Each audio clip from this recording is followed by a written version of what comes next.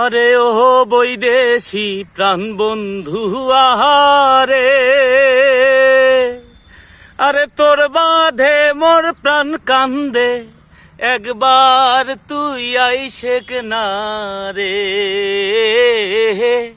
আরে আমার কুড়ি গেরাম বেড়ে আজারে, আরে কুড়ি গ্রামের শোল মাছ, বাগান ভরা গুয়ের গাছ, তেলুয়া পিটে চিতুয়া পিটে রে,